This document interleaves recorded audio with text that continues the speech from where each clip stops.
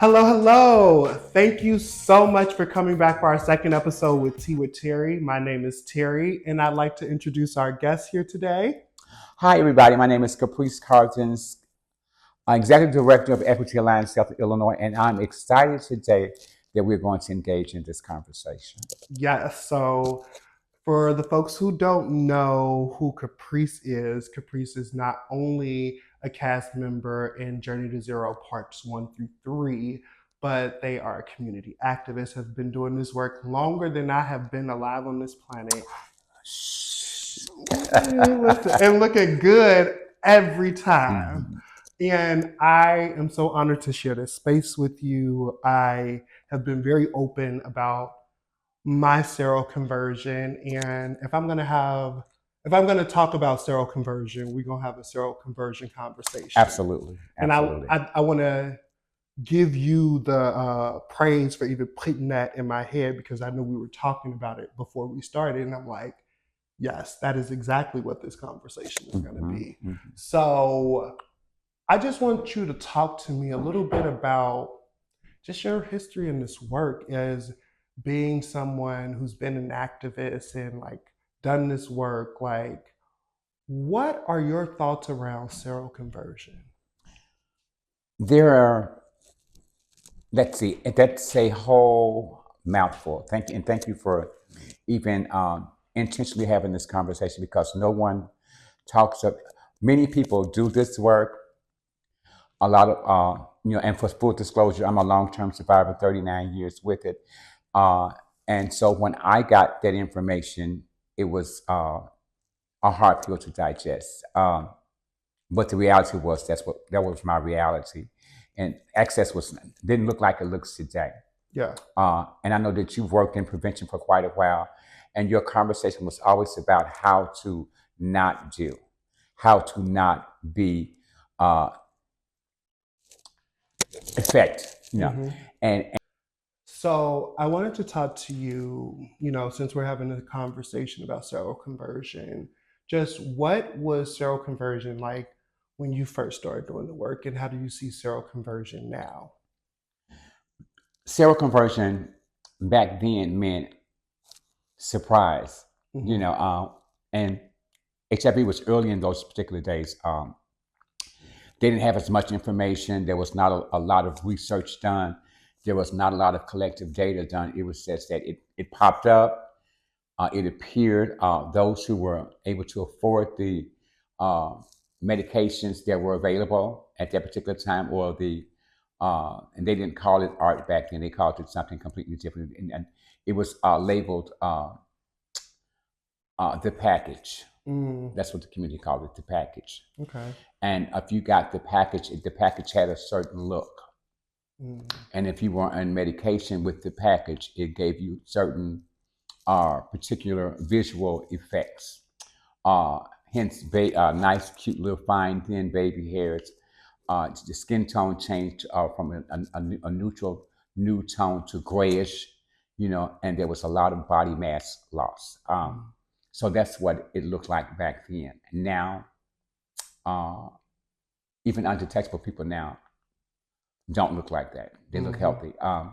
But seroconversion means that what was started out to be a diagnosis is now an experience. Right, right. So, and for me, because I got high, the drugs kind of saved me. So, someone asked me a couple of days ago, have I ever been below 200? I don't know because it was never recorded. By the time I got to the table for accessing medication, my levels were well above 200. Mm, So if there was ever anything below that, I don't know because it's not documented.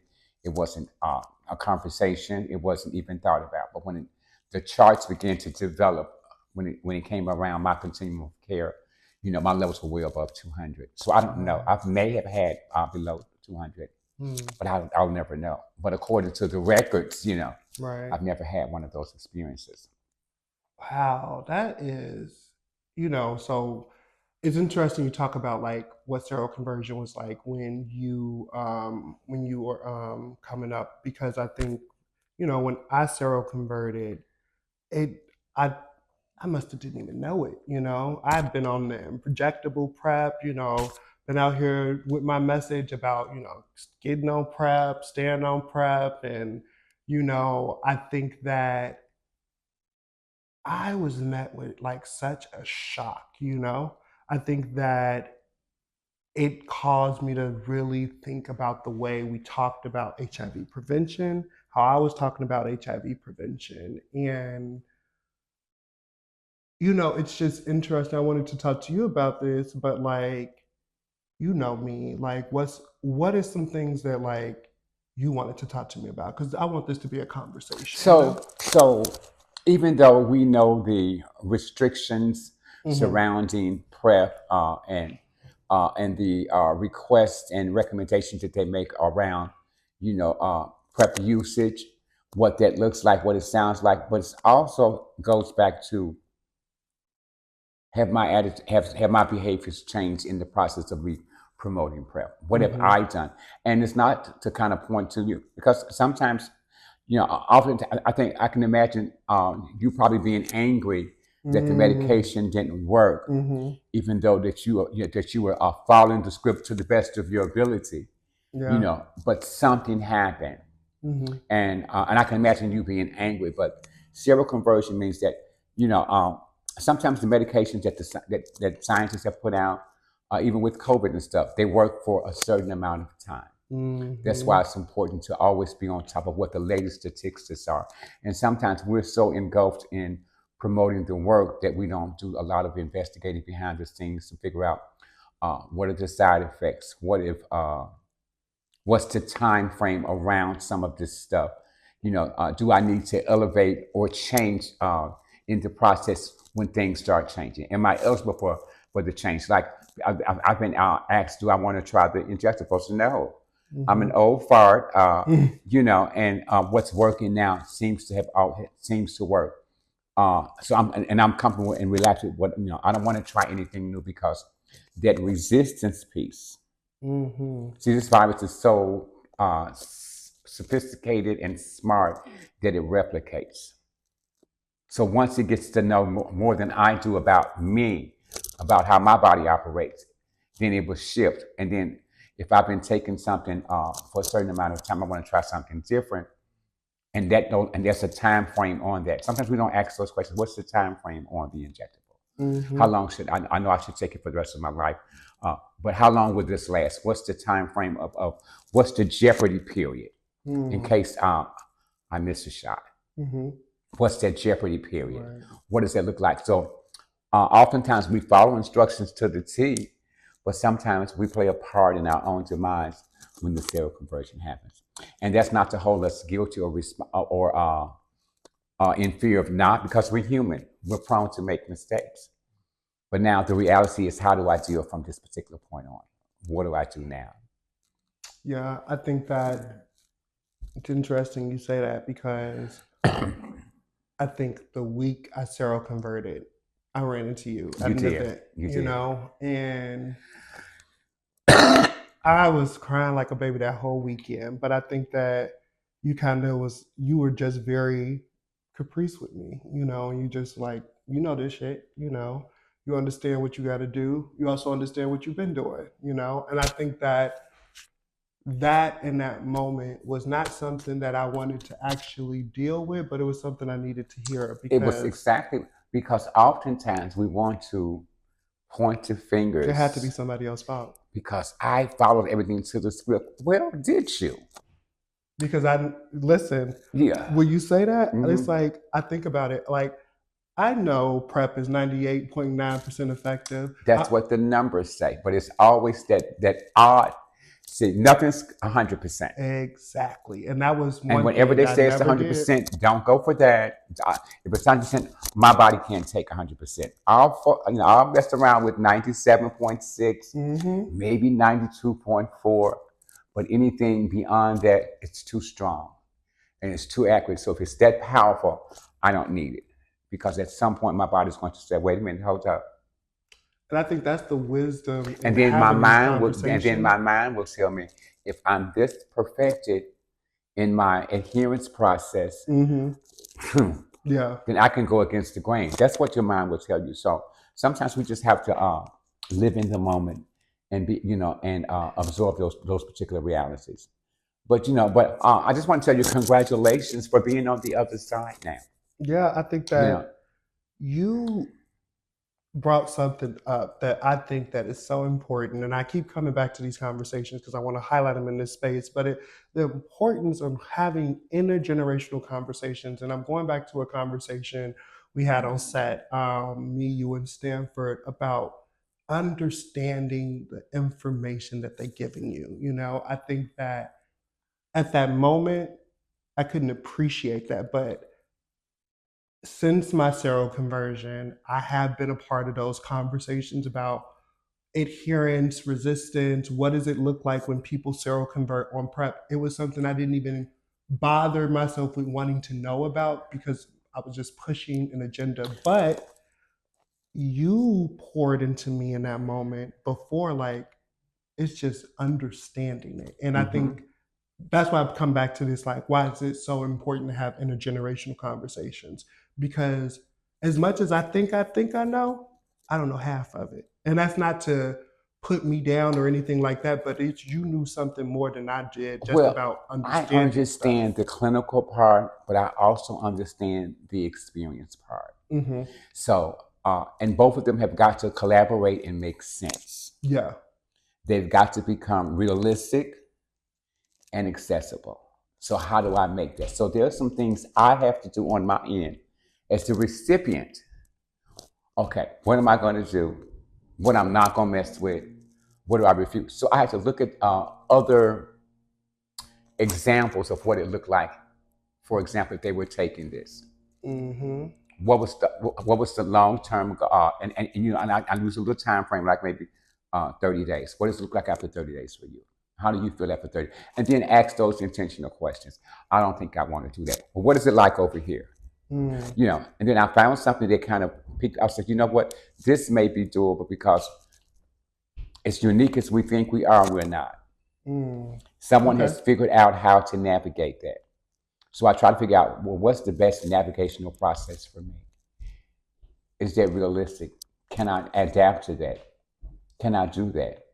And once it starts working, if it works, and once it starts working seamlessly, then I have a responsibility now to share that with other folks who are challenged with what that looks like. Wow. Yeah, I think that, like, just even understanding the navigating of what questions to ask in spaces. I don't think that before I knew to even ask my doctor about, like, well, what are the trial studies on this? I think I was taking whatever my doctor was telling me, and it wasn't that they was telling me there was anything wrong. It was just more so I didn't know the questions I needed to be asking. And I think that that's something in these intergenerational conversations where I can, like, see my own, like, ignorance, and, like, I naivete, wouldn't call it. I would call it lack of information because oftentimes providers and scientists and stuff, when they're developing this stuff, there's more to it than what Mm, meets the eye. But when you got people that participate in what the results should look like, uh, and as people of color, once we feel better, we kind of just don't worry about it. We just kind of go with the flow of it instead of trying to figure out how to make it much better. How do we make it better? Once we feel better, because we feel, you know what, I've done my part, mhm. and we leave that responsibility to someone else. So oftentimes, because of the people that create all of this stuff, the scientists and the people that make the medications and all this stuff, they know a lot of more answers. But because we don't stay around long enough to ask those questions, and they're not going to bother sharing the information to us. But the accountability part comes in when someone like you says, "Hey, look, I follow science, and this is what it says. What's the reality? What's when you start asking those questions, now they're put in the position now they have to respond to that. And then if it makes sense to you and they can back that up, then your role now becomes more powerful because now you get to share that information with the masses so that we can share the information.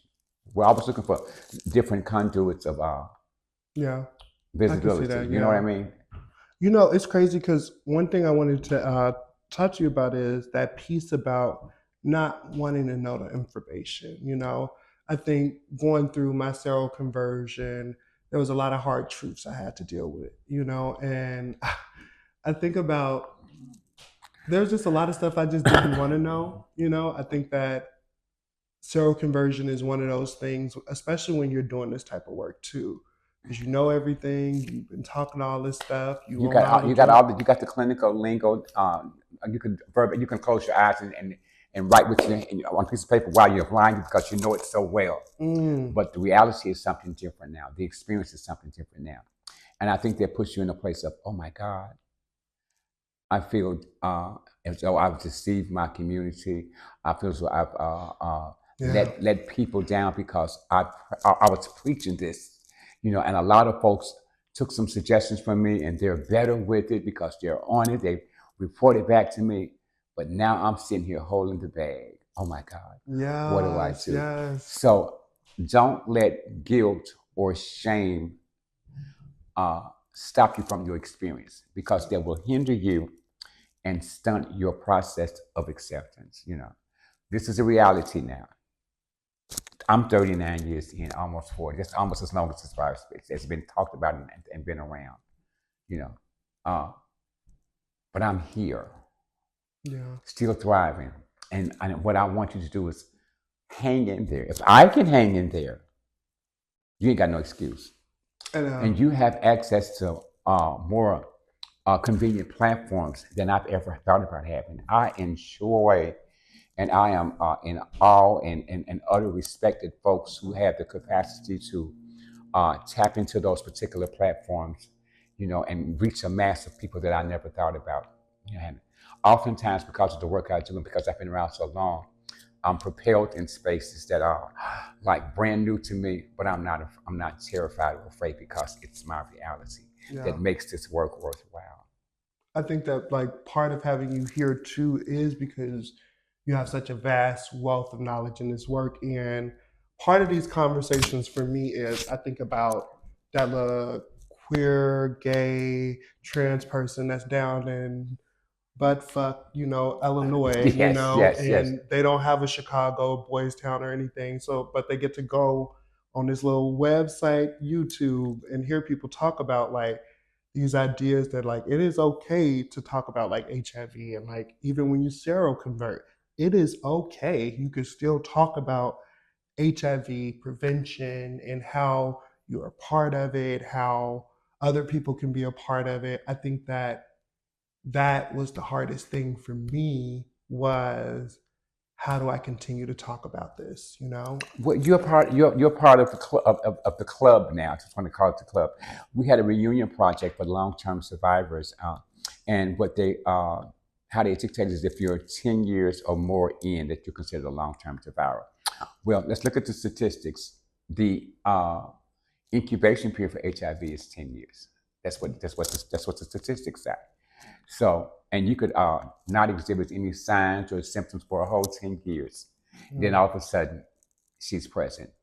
So even when you get that new diagnosis where you've seroconverted, it may have been existing for much longer than what is happening because of the process it takes for it to incubate and do what it does. So yeah, even in that, we had an event, and folks were coming from downstate and in some of the tri-state areas that came who don't have the access that we have, but they were able to participate in some of the stuff.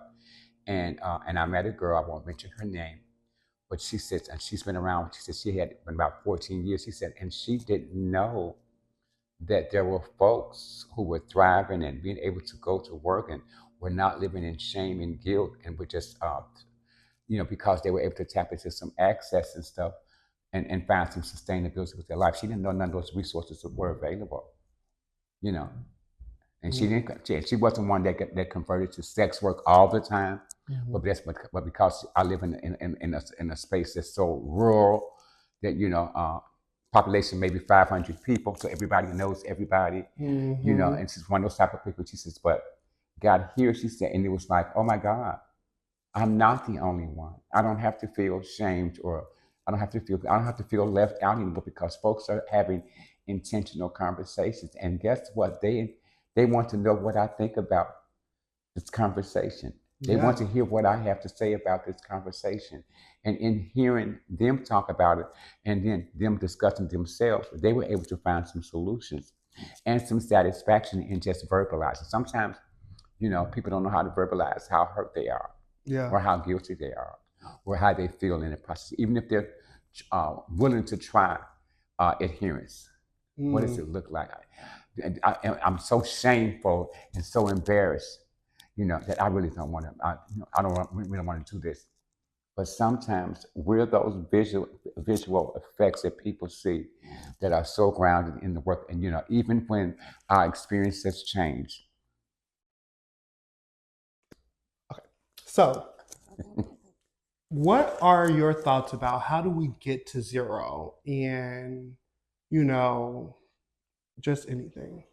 I think that it's time to shift the narrative. Let's modify the framework that's been existing for so long. The reality is that shit don't work no more. Hmm. Bring in folks with lived experience and those who are at risk with the experience. Find out how they're having conversations. Uh, Intertwine those conversations with strategies on how to promote getting to zero. People that are at risk don't have to seroconvert if they're receiving the information and following the things to the script to the best of their ability. How do we get them engaged in it? That get them involved in it. Invite them to the table, and instead of figuring out what we need to tell them, let them ask the questions, and then we go back to our drawing boards and figure out how to frame that so that it's more open and equitable, so to speak. Okay. Yeah. So, I guess that some of my thoughts are it needs to be equitable. It needs to have communities who sit on boards. I think that how do we get to that? How do we get to that place? Because I think that I'm somebody in here in the trenches. I'm Mhm. trying to work up to that level. What advice do you want to pour into me, and other people out here who are doing this work, who may seroconvert while doing the work and still continue with doing the work? So be give yourself permission to be okay. You know, once you, if you seroconvert in the process of your work, apologize to yourself. Don't be so hard on yourself. It's okay. Life is life, and at this particular moment, it's just life. Mm-hmm. But now, give yourself permission to embrace your reality. And surround yourself with folks who are reasonably happy, thriving. What does it look Mm. like for you? you Yeah. know Grab little bits and pieces of that, create your own narrative, and then share that narrative with someone who may be somewhat in the same situation that you are. Wow. Yeah, I think that's really good. I think that it's been really hard to have these conversations, but I think it's necessary. some of these hard conversations are painful, but they are necessary in Hmm. order to, instead of trying to guess stuff. Sometimes when we talk through some things, we find some real solutions just through conversation. You be like, "Ooh, a bell just went off. Oh, Yeah. that's an idea. Oh, can we create that into a strategy?" Oh, yeah. Hmm. I think that that's one of the greatest things about these intergenerational conversations too is it's a lot of collaboration. I think that you even empowered me even in that moment of telling me, it's going to be okay. What are you gonna do with this? Like you got Absolutely. so many, and it was something that I didn't even really think about until I realized that me having HIV is not bigger than me having hypertension because, Absolutely. in my opinion, the hypertension gonna get me before the Any HIV do. chronic condition that's not curable is manageable. Now, how Exactly. do I manage it? Everybody has a condition. Mm-hmm. Now, how do you manage your condition? Yeah. Because you can't get rid of it. She's here to stay. Oh yeah. So, how do you manage that? So, rather than compete with folks who are always in the thrives of it's about me, it's about fuck that. Let's collaborate. Yeah. We can get more work done as a collective than we can individually. I can't do this shit by myself. It's impossible. Yeah. Even though I got this on my own, but I made a decision. Now that I've got it, how do I collectively manage it? Yeah. It's a condition that I've got dealt with. Okay, damn, I can't cure this shit. I can't drop a pill. I can't take a shot. I can't rinse it the fuck out. I can't flush it. So I have to live with it. But do I have to let it consume me? No.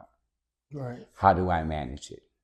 Yeah. It's the letting it Right, consume you. right. And once I get the ratio of learning how to manage, what's my level of manageability with that? What dosage do I need to take? How often should I take it? Can I follow that? Is there something different that will help me in that process? Hence the injectables. What does that look like? Yeah. You know, can I commit to myself to doing it that way? Can I live in the process of doing it that way? Do I know enough about this? Do I know enough about that? Right. Yeah.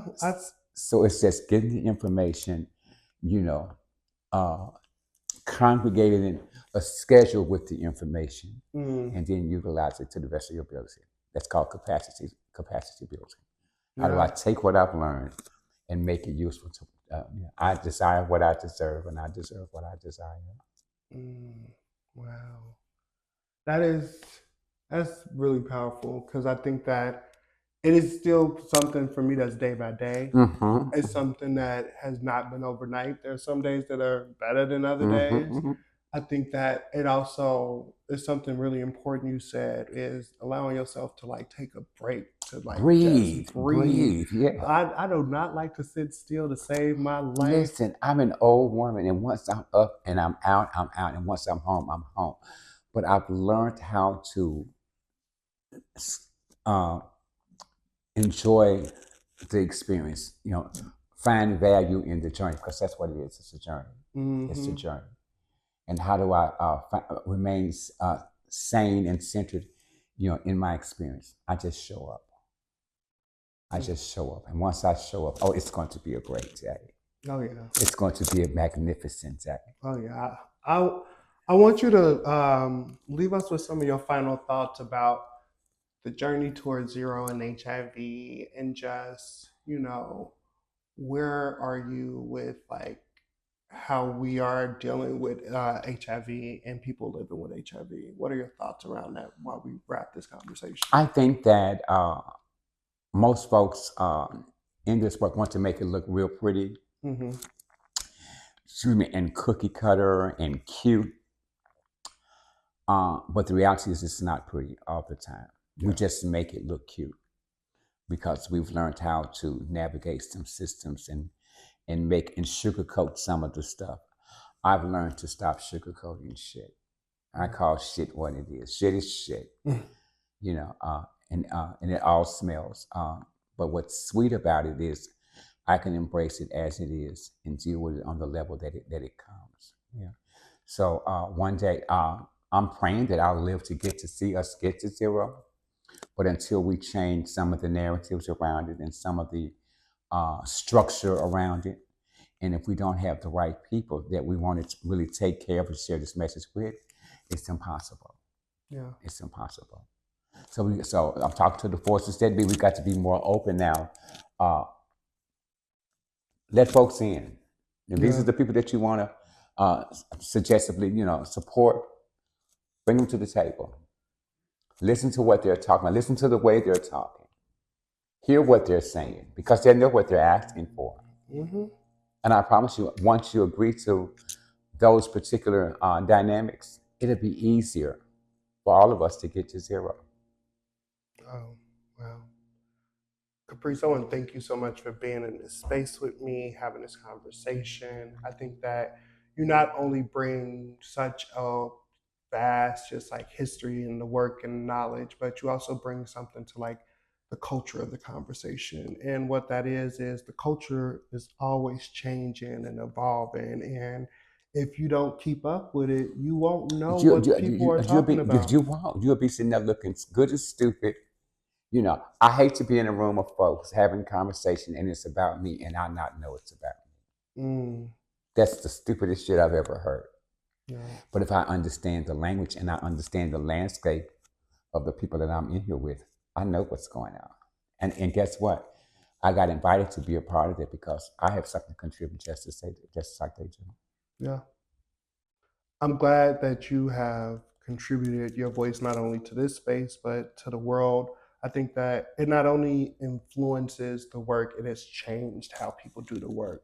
And not just here in Chicago, but on a very national Yes, brand. And I yes. think that like a lot of times when I'm sitting in like research meetings and stuff, I'm thinking about, well, if we want to do this research, I bet you if you send somebody a ticket to come fly to Chicago for a weekend, they'll come do your research They'll come studies. through it. And I think, and that's because I've sat and I've listened to you talk about those research studies. And it's not something where I'm just sitting and letting it go in one ear and out the other. I think that that's important is we have to really be listening to each other too. Like the people who are living with HIV are the best people who can tell you how you can really reach people or what you can really do to make some impacts and how we are like dealing with this because I like the way you said we, mm-hmm, because there was a time when it was y'all versus us. Now it's we. I like that yeah, because now you're including in the narrative. yeah.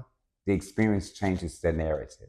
It really has. Yeah, Even and that's even for me, I yeah. think that's just something I've noticed though, I don't I used to think about that a lot when I talked about HIV before living with HIV. It's like I was very like, okay, I want to say people living with HIV and I want to make a distinction that like I Mm-hmm. may not be a Mm-hmm. person living with Mm-hmm.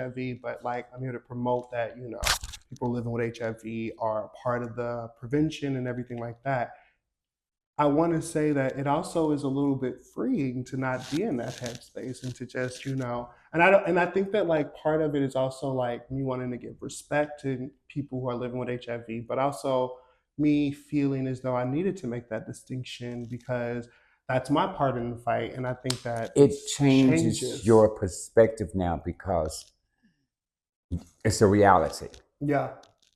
It's no longer what if or if that ever happens, then it'll be like this. So there's no separation between uh, non-reactive and reactive. Either you are or you ain't. Hmm. At some, but and if you continue to do some of the things that you do, we're talking about the behaviors and the attitudes.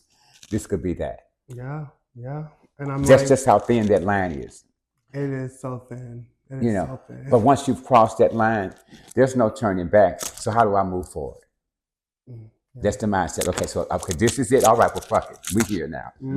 Let's get it, get it, get it, get it, get it. Let's get it, get it. Exactly. And I think that like for me, that's just been, I did give myself some time and I'm in therapy, I take my time, Mm-hmm. some days I'm gonna have my days or things like that. But They're it is better. constantly moving forward. And that They're, has been a mindset of I'm here now. There's literally nothing, there's no going back at all. acceptance brings about change and comfort because the acceptance is this is my reality now. Hmm. Damn. It Hmm. could have been prevented, but it's not. But I look at folks who got, like you say, long history over here than I do over there. How the fuck did they do that? Because I'm over there with them bitches now. The fuck we going? Hmm. How do I? I need to be over there. So you know what? I'm still gonna preach that because it's what they pay me to do. Hmm. But in the meantime, I need to be where they are.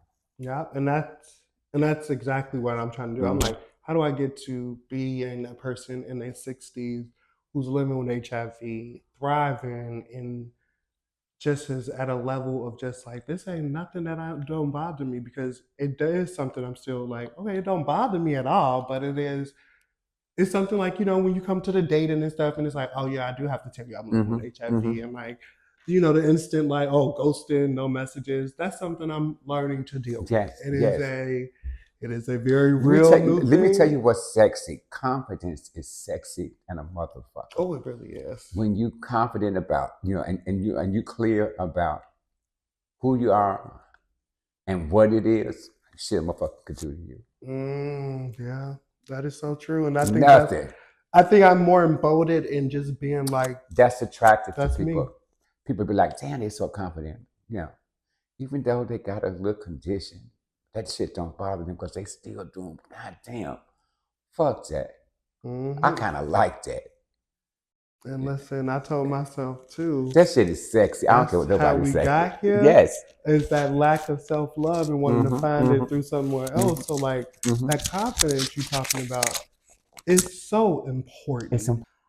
Caprice, I want to thank you so much for coming and having this conversation with me. I think that, again, you have not just like a history of knowledge and how the work has been done, but you do bring culture and understanding that you have to develop with the work. With that being said, what would you have to say about the journey to zero and what's needed to get done? I think we need to continue having those conversations. Uh, Realistically, be visible, uh, but intentionally prioritize the people that we want to serve. Invite them to the table. Let's change some of the landscape. Let's view it from the lens of the people that we really want to have impact with. Invite them to the table. Let's listen to what their language. Let's modify the framework of the language that we're currently working with. Mhm. And make it culturally sensible. Okay. I want to again thank you for being Thank you for here. having me. Like, this conversation was more than just illuminating. I think that it provided me with just insight, but not just me. I think one thing I said earlier is we have such a great connection to community here in Chicago, and we want these to also reach those people all the way who are in down south Illinois or wherever you Mm-hmm, are, and you mm-hmm, don't have such a large community, or you might not be open with wanting to talk about your seroconversion and HIV. I want you to know that, like, this is what seroconversion looks like. mm-hmm, mm-hmm, It is getting to undetectable in a month, which is what's really cool for me. mm-hmm.